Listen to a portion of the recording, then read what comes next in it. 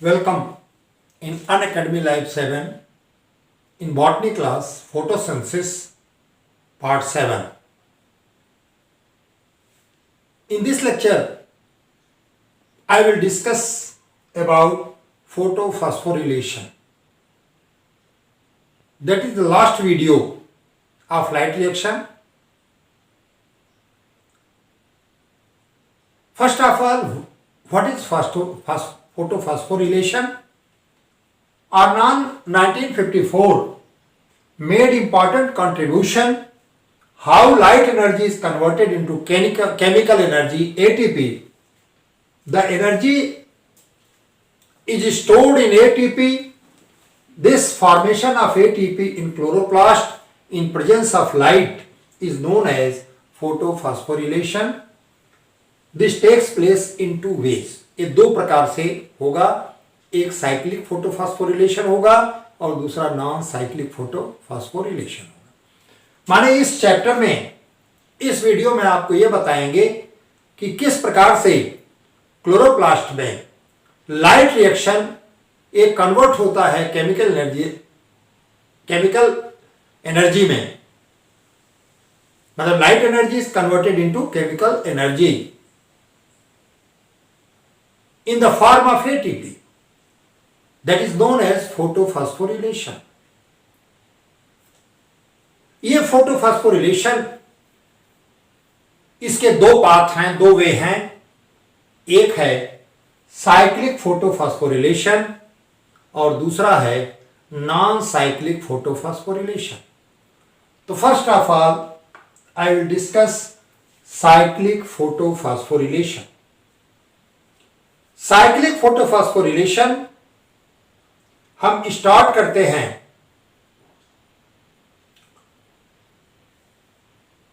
Pigment 700 से। ये जो पिगमेंट 700 है, ये इसका रिएक्शन सेंटर है। Pigment 700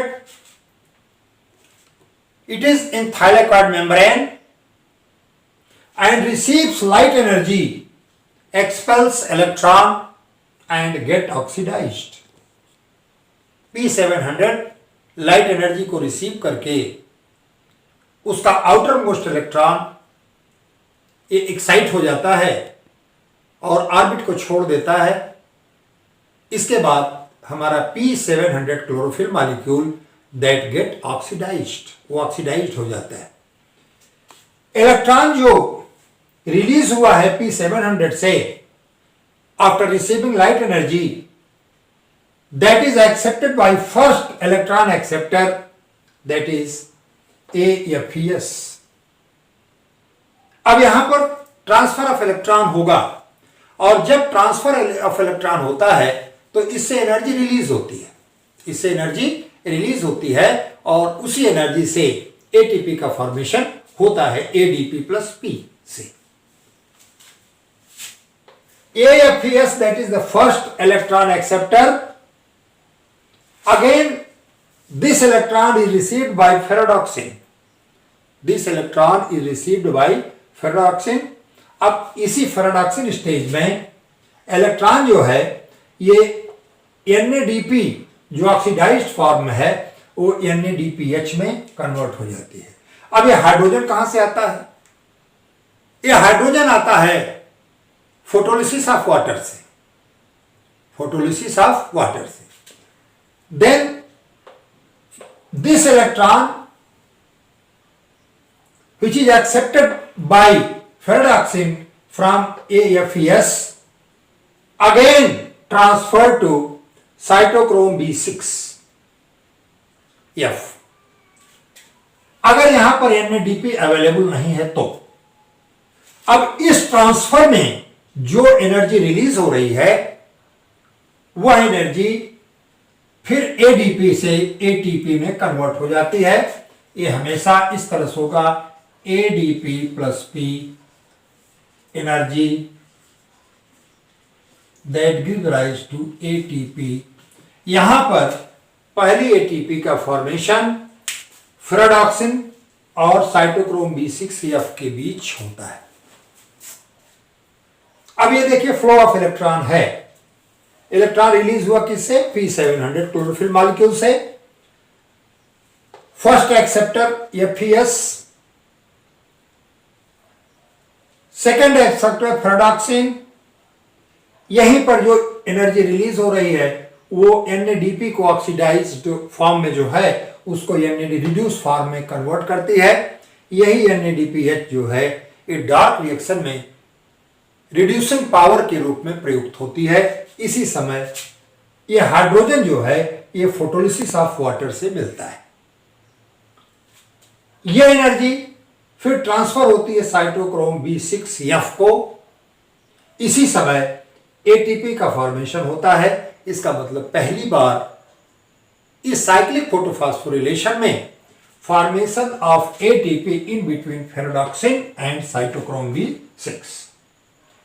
then again electron transfers to plastocyanin और इस प्लास्टोसियानिन से फिर जो है P700। इस तरह से इलेक्ट्रॉन फ्लो की एक साइकिल चलती है, इसीलिए इसको साइक्लिक फोटोफॉस्फोरिलेशन कहते हैं। यहां मैंने लिख दिया है in PS first high energy electron move from P700 to NADP oxidized form plus has been reduced to ferredoxin transfers to electron back to P700 by cyclic route. The electron releases to P700 move to AFES to ferredoxin to cytochrome B6 then to plastocyanin then returns to P700. In this process ATP formation between ferredoxin and cytochrome B6F. In this process, electron released from P700 back to P700 in cyclic manner, ATP synthesized during electron flow is called cyclic photophosphorylation. वही मैंने इस graphic representation में भी बताया है मैंने कि सबसे पहले P700 चूंकि ये लाइट रिसीव करता है, सोलर लाइट, इलेक्ट्रॉन रिलीज हो जाएगा। रिलीज होने के बाद ये हमारा पहला एक्सेप्टर है।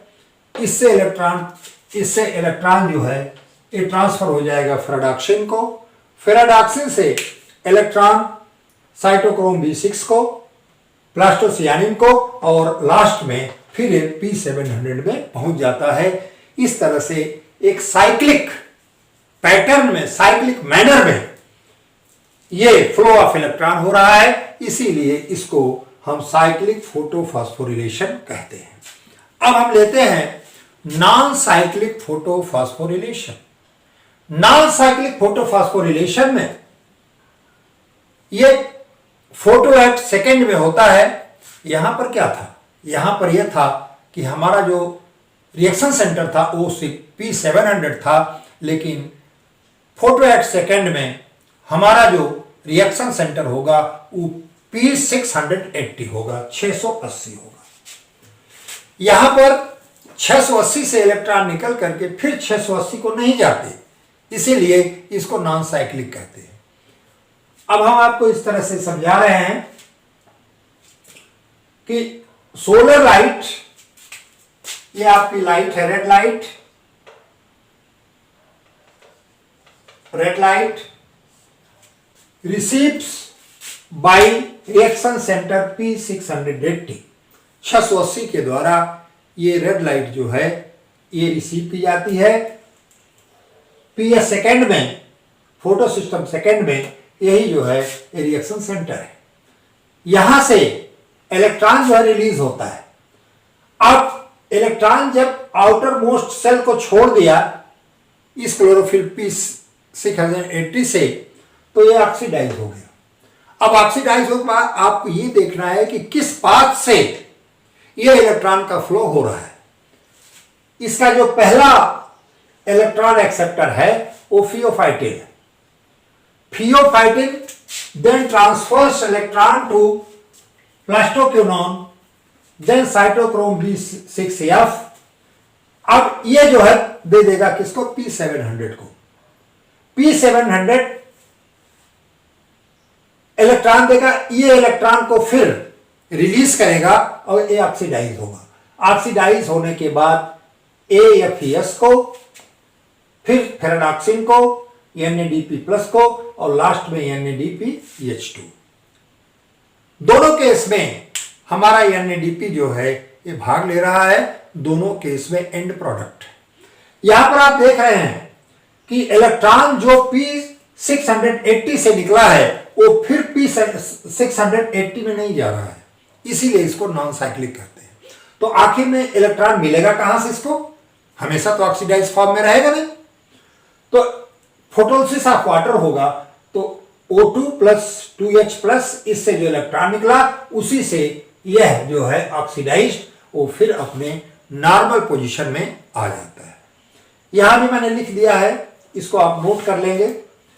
इधर ये फोटो सिस्टम सेकेंड है, इधर photo system first.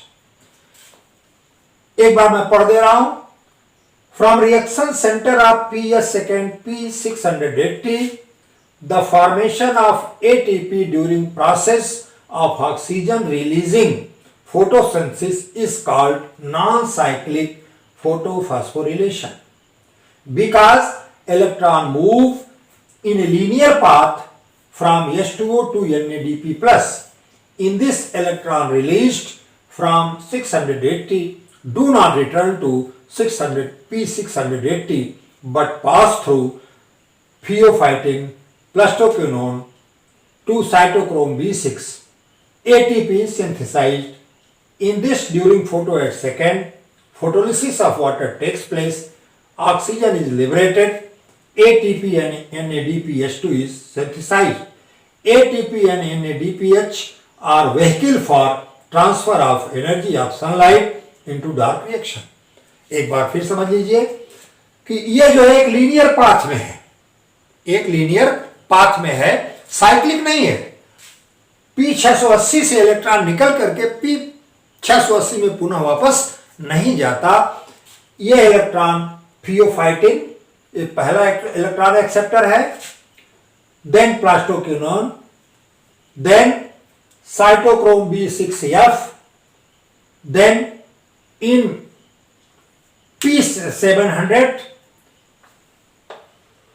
P700 after receiving red light get oxidized.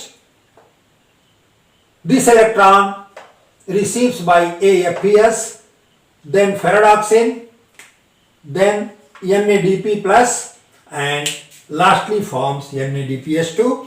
Hydrogen को मैंने आपको बताया कि हाइड्रोजन जो है ये फोटोलिसिस ऑफ वाटर से हमेशा मिलता है।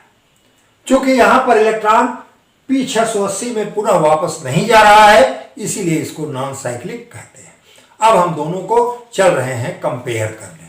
अब हम साइक्लिक और नॉन साइक्लिक दोनों फोटोफॉस्फोरिलेशन को कंपेयर करेंगे कि क्या क्या बनता है, क्या क्या इन्वॉल्व होता है साइक्लिक में और क्या क्या इन्वॉल्व होता है नॉन साइक्लिक में। मैंने टेबल बना दिया है आप लोगों की सहूलियत के लिए कि आपको कहीं और न भटकना पड़े। Comparison of cyclic and non cyclic photophosphorylation, दो कॉलम बनाया मैंने, साइक्लिक फोटोफॉस्फोरिलेशन, दूसरे कॉलम में नॉन साइक्लिक फोटोफॉस्फोरिलेशन। अब दोनों को आमने सामने हम कंपेयर करते हैं एक एक पॉइंट लेकर के। पहला है नो ऑक्सीजन इज एलिमिनेटेड, इसलिए आप इसको क्या कहेंगे, अनऑक्सीजेनिक। माने साइक्लिक में ऑक्सीजन मॉलिक्यूल का एलिमिनेशन नहीं होता, माने ऑक्सीजन मॉलिक्यूल निकलता नहीं, इसीलिए इसको अनऑक्सीजेनिक कहते हैं। नॉन साइक्लिक में oxygen is eliminated so it is known as oxygenic. आप इस तरह से दोनों को कंपेयर करिए कि साइक्लिक में ऑक्सीजन नहीं निकलेगा अर्थात अनऑक्सीजेनिक है, और नॉन साइक्लिक में ऑक्सीजन जो है एलिमिनेट होता है, निकलता है, that is oxygenic. Second, water is not consumed, लिखा है no water is consumed, but in case of non cyclic water is used up, यहां पर वाटर का प्रयोग होता है, क्योंकि मैंने बताया है जब डिटेल में, तो उसमें वाटर से जो इलेक्ट्रॉन निकलता है वही P680 को चला जाता है। थर्ड पॉइंट, अब दो सिस्टम है, फोटो एक्ट फर्स्ट है और फोटो एक्ट सेकंड है।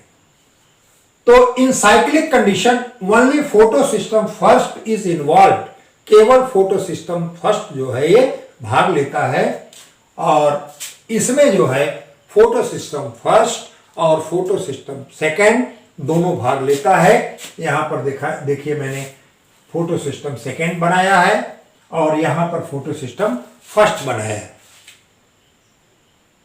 Now fourth, NADPH not synthesized, NADPH not synthesize, यहां पर रिड्यूस्ड NADP का फॉर्मेशन की सिंथेसिस नहीं होती और यहां पर NADPH इज सिंथेसाइज्ड।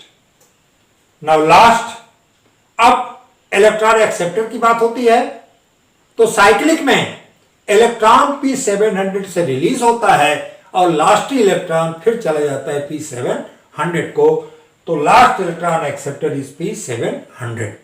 लेकिन नॉन साइक्लिक में इलेक्ट्रॉन 680 को नहीं जाता, बल्कि उसका लास्ट इलेक्ट्रॉन एक्सेप्टर जो है वो NADP है। इस प्रकार से मैंने कंपेयर किया है, मैंने प्रयास किया है कि इसको अच्छी तरह से लिख दें, और इस तरह से अगर आप लिखेंगे तो निश्चित रूप से आपको एग्जाम में अच्छे मार्क्स मिलेंगे। इस तरह से काफी लंबा चला हमारा लाइट रिएक्शन, फोटोसिंथेसिस का up to light reaction. 7 parts में मैंने इसको कंप्लीट किया है। Today I have completed total light reaction from discovery to light reaction in 7 parts। Parts मैंने छोटे छोटे बनाए। मैंने आपको बताया था कि थोड़ा सा फोटोसिंथेसिस का चैप्टर जो है क्रिटिकल है, इसीलिए छोटे छोटे चैप्टर बनाए गए हैं। आपको ये देखना होगा, हर वीडियो को आपको कोरिलेट करना है, कोरिलेट करके हर वीडियो को उसमें आपको नोट्स बनाने हैं। मैंने बताया कि ये बहुत इंपॉर्टेंट चैप्टर है, थोड़ा सा टिपिकल है, बहुत इंपॉर्टेंट चैप्टर है, और जब तक आप इस चैप्टर को अच्छी तरह से पढ़ेंगे नहीं, समझेंगे नहीं, क्योंकि बुक से चीजें समझ में कम आती हैं जब तक कि आपको एक लर्नड टीचर बताता नहीं। तो आज फोटोसिंथेसिस की डेफिनेशन डिस्कवरी से लेकर के इंपॉर्टेंट टर्म्स से लेकर के हमने लाइट रिएक्शन 7 पार्ट में 7 पार्ट्स में कंप्लीट किया।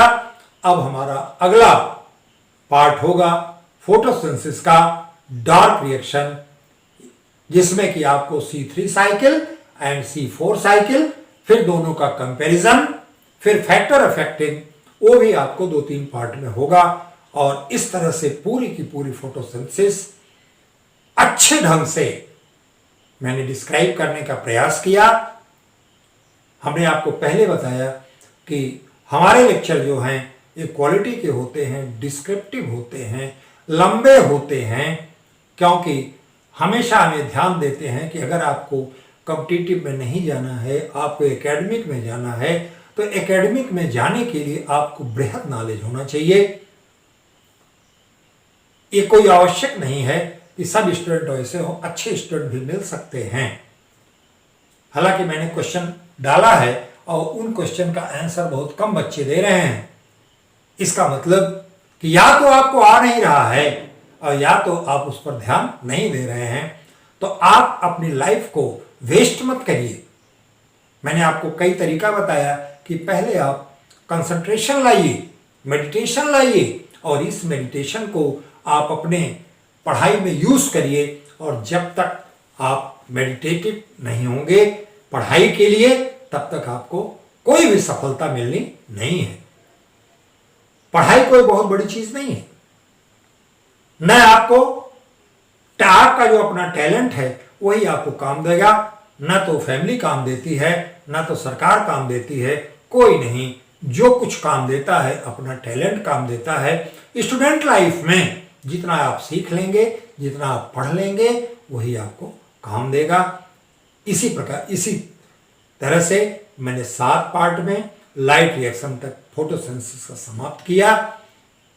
हमें उम्मीद है कि आप हर पार्ट को पढ़ करके कोरिलेट करेंगे, दोनों सबका संबंध स्थापित करेंगे, क्योंकि मैंने बहुत प्रयास किया है कि टॉपिक जो है अच्छी तरह से कंसेप्ट आपका क्लियर हो जाए। इसी के साथ आपको बहुत बहुत धन्यवाद।